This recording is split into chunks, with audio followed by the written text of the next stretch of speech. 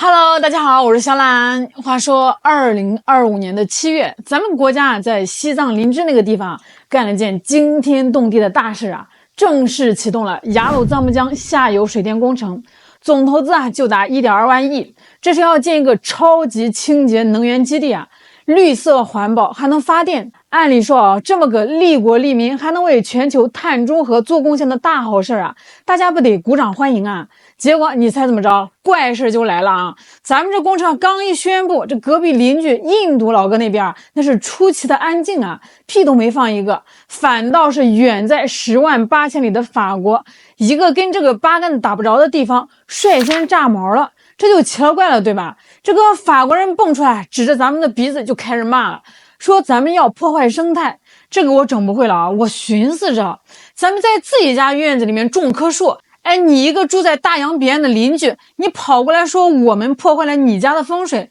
这叫什么道理啊？今天咱们就来好好捋一捋这法国媒体和他背后的欧盟葫芦里到底卖的是什么药。印度老哥这一次又为啥装起了深沉？咱们先说这个法国啊，从他们最有名的《世界报》到一些金融媒体，再到一帮子自称为环保组织的家伙，那家伙跟商量好似的呀，火力全开啊，对着咱们就是一顿狂轰滥炸呀。他们喊的口号那叫一个比一个吓人，什么青藏高原要被毁灭了，中国的超级大坝会造成下游国家洪水滔天，雅鲁藏布江的生态系统要遭受毁灭性打击，万劫不复了。听听啊，你听听这个词儿啊，不知道还以为咱们要在这个雅鲁藏布江投原子弹呢。但是你等会儿，你光喊口号，你证据呢？你倒是拿出一份独立的科学评估报告啊，你倒是引用一个正经科研机构的数据啊。没有，啥都没有啊，通篇就是，我感觉，我认为，我猜测，这哪是做新闻啊？这纯粹是写科幻小说嘛，还是恐怖片那种啊？你说可笑不可笑？这个法国距离咱们西藏直线距离超过8000公里，那坐飞机都得飞秃噜皮。他们那帮记者专家我估计连牦牛和黄牛都分不清楚，就敢在那儿对咱们的世界级的工程指手画脚说咱们不可接受。这背后藏着什么心态啊？说白了就是一种根深蒂固的傲慢与偏见。在他们的眼里好像咱们中国干点啥事天然就带着原罪。我们修路呢就是压迫了，我们建工厂就是污染，那我们搞基建就是威胁，反正只要你一动工，就自动给你打上坏人的标签。尤其是这个事儿还牵扯到中印边界，他们那些就更多了立马切换角色，变成了印度代言人，站在这个道德高地上声嘶力竭的喊大家快来看呀，中国又在欺负邻居，制造地区危机了。那法国他到底是真关心西藏的鱼，还是关心这个印度的水？恐怕都不是。那他真正关心的是咱们中国又一次用逆天的工程实力，在这个西藏高原上实现了重大突破。这不仅巩固了咱们的战略优势，更关键的是在绿色能源这个未来的黄金赛道上咱们把这个欧洲甩的是越来越远了，这才是扎在他们心口的一根刺呀。好，那话说回来这帮西方媒体为啥就这个大坝2个字不放，集体犯焦虑症呢？核心原因就一个咱们这个工程实在是太先进了，先进到超出了他们的想象。一说这个水电站，大家脑子里是不是立马就会出现一个画面，一条大江被一个巨大无比的水泥墙给拦腰截断，上游形成一个巨型水库，下游就剩涓涓细流，三峡大坝那种宏伟的景象，对吧？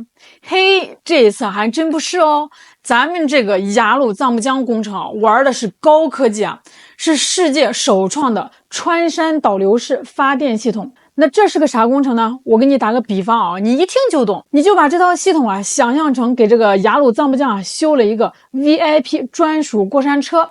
咱们不是在江面上修一道大墙把这个水给拦住，那种方式太粗暴，对这个环境影响也大。咱们这一次是在这个喜马拉雅山的山体底下用最牛的盾构机，掏几条深不见底的超级隧道，然后呢，让这个江水啊在水位很高的地方，像这个坐滑梯一样啊，从这个隧道口呲溜一下钻进去，利用这个高达2500米，你没听错啊，是2500米的天然水位落差，让这个水流啊带着巨大的能量往下冲。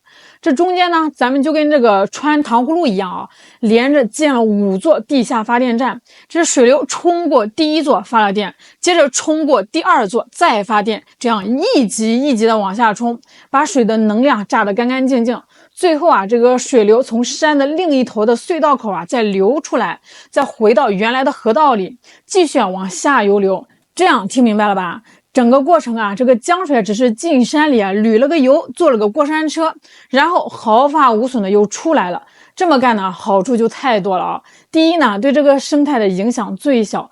江呢还是那个江，水呢还是那些水，它没被拦腰截断，这鱼儿想怎么游还是怎么游，生态系统啊基本不受干扰。这第二呢，不影响下游的水量。根据咱们国家能源局的官方说法啊，这个工程根本就不会在江面上拦截水流，也就不会造成下游的印度、孟加拉国水量减少。相反啊，因为咱们有了这个调控能力，在枯水期啊还能给这个下游补水，在洪水期啊还能帮忙拦截下洪峰，下游国家反而更加安全了。还有第三，发电效率啊超级高，还安全啊，2500米的落差呀，那是啥概念？三峡大坝的最大水头啊也就100多米，这发电效率啊简直就是几何倍数的增长啊！而且啊，主要设施都在这个山体里，抗地震、防空袭的能力那都是顶级的。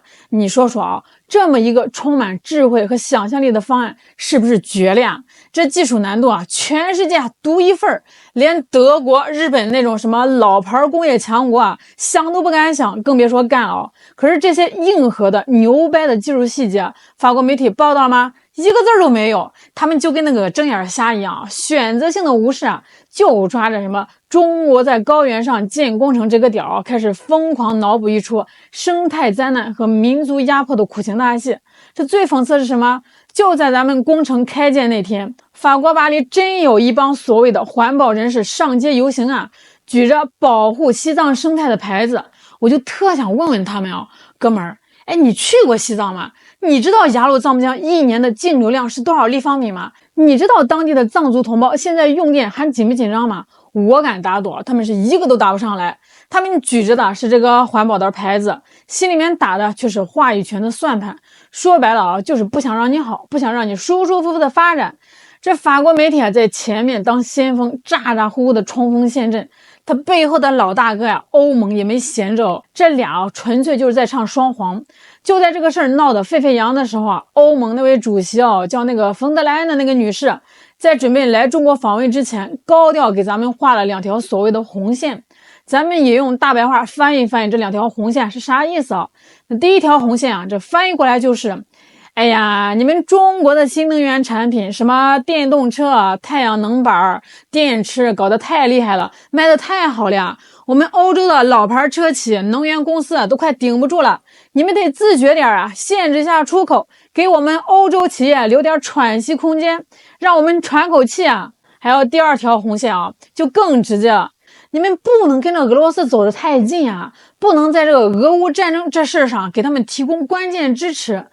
哎，你看啊，这不就图穷匕见了吗？绕了半天，又是环保又是生态的，最后露出的狐狸尾巴是什么？还是生意和战略的问题。环保就是个筐，啥都能往里面装。他们真正的焦虑啊，是眼瞅着在新能源这个决定未来几十年的赛道上，中国已经一骑绝尘了。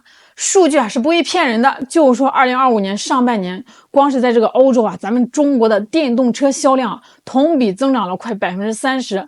在这个太阳能光伏、风电设备这些领域啊，中国产品的市场份额已经超过60%了。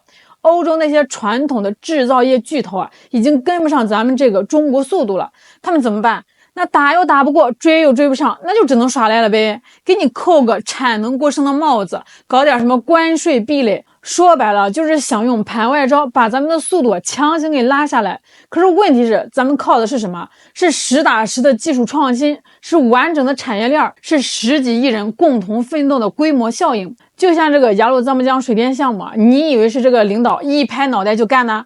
那可是经过了整整10年的地质勘探3轮的方案设计，几百次的超级计算机模拟演算，才最终确定的最优解。所以这个欧盟这个时候画红线，就是想在接下来的贸易谈判里多拿点筹码，逼咱们让步雅鲁藏布江这个事儿就是他们扔出来的第一个烟幕弹。好，那说完了欧洲这边咱们再把这个镜头拉回到咱们那位沉默的邻居印度。这次印度的反应可真的是太有意思了，简直是反常即为妖。搁在以前咱们要在这个雅鲁藏布江上游，哪怕是修个厕所，这印度媒体和这个政客都得跳起来大喊中国要控制我们的水源了，这是战争行为。可这次1.2万亿的超级工程印度居然从上到下一片寂静。无论是这个总理莫迪，还是他们那些最喜欢煽风点火的媒体，都跟这个商量好了似的，集体保持低调了。在这不寻常的沉默背后其实暴露了印度现在最尴尬的处境。首先他也不占理他心里清楚，咱们这个工程完完全全在咱们自己的国境线内，没越界1分1毫，不违反任何国际法。他要是再像以前那样撒泼打滚只会显得自己特别不讲理，在国际上丢分。那其次呢，他现在是内外交困，自顾不暇就在前阵子这个美国大哥在G7峰会上刚敲打了印度，要对他们加税。这回过头美国又公开接见了巴基斯坦的陆军总长。这是什么意思这就是在告诉印度你别太把自己当回事我手里还有牌能敲打你。这种外交上的孤立感让这个莫迪政府是焦头烂额家里一堆事还没摆平呢，哪有这个闲工夫为了一个自己不占理的事儿来跟咱们进行情绪输出呢？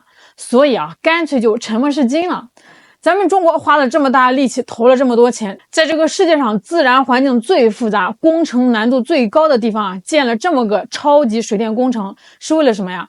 不是为了跟谁斗气更不是为了威胁谁。咱们是为了调整国家的能源结构，让这个天更蓝，水更清，是为了促进区域协调发展，让这个西藏的同胞们也能用上稳定清洁的电力，是为了给这个子孙后代留下一个可持续发展的未来。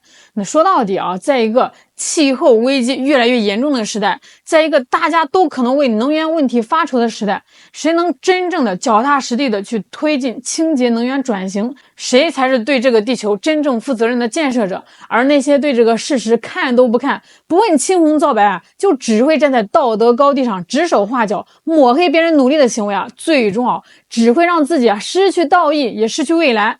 路遥知马力，日久见人心，咱们就踏踏实实的干好咱们自己的事儿。等过些年，这个雅鲁藏布江的清洁电力点亮了万家灯火，那个时候再回头看今天这些聒噪的杂音可能只会觉得有点可笑罢了。